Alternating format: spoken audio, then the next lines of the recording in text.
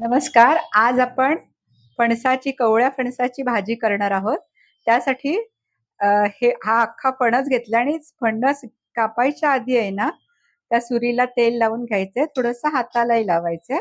कारण त्याचं डिंक जे असते ना, तो चिटकेल म्हणून. हा बघा असा कापायचा असा.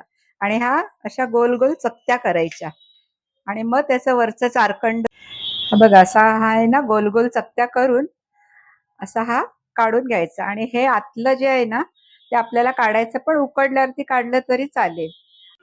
हे चकत्या डब्यामध्ये थोडस तेल घालून 3 ते 4 शिट्या घ्यायच्या. याला चकत्या आहे ना आपल्याला आता हा मधला जो देठ आहे ना तो घ्यायचा नाहीये. तो आपल्या पोटाला पचायला चांगला नसतो. तर हे असं काढायचं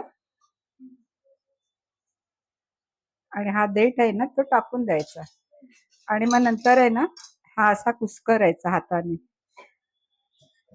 बघा हा असा फणस आहे ना, ते देठ काढून झाल्यानंतर हा असा होतो. सुटसुटीत करून घ्यायचा त्याला. आणि आता ह्याला आपण करायला घेतो, त्याला लागणारं साहित्य वाटी भरून ठेचून घेतलेला लसूण आहे. जवळजवळ ते लसणीचे 2 कांदे आहेत ते. आणि 2 कांदे आहेत. भरपूर कोथिंबीर आहे. फोडणीसाठी हिंग आहे, मसाला आहे, हळद आहे आणि मीठ आहे. आता ते आपण कढई गरम केली आहे, त्याच्यामध्ये 2 ते 2.5 पळ्या तेल घालायचं. कारण ह्याला जरा तेल जास्त लागतं. आपल्याला पाणी नाही घालायचं, ह्यातच करायचंय. तेल तापल्यानंतर हा लसूण घालायचा.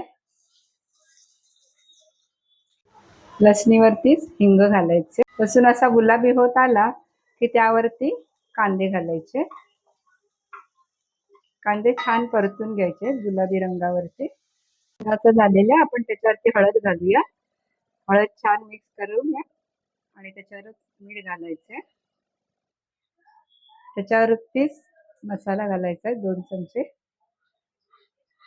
आणि हा मिक्स झाला ना, गॅस लोच ठेवायचा आहे. छान मिक्स करून मग हे आपण फणस जो आहे ना कुस्करलेला तो टाकूया याच्यावरती आणि छान परतून घ्यायचा आहे. आता छान परतून घेतल्यानंतर आहे ना थोडासा पाणी शिंपडायचंय, जास्त नाही घालायचंय. आणि ह्याच्यावरती झाकण ठेवून आपण त्याच्यावरतीच पाणी ठेवायचंय थोडस, जे काही खाली करपणार नाही त्यासाठी. भाजी झालेली आहे.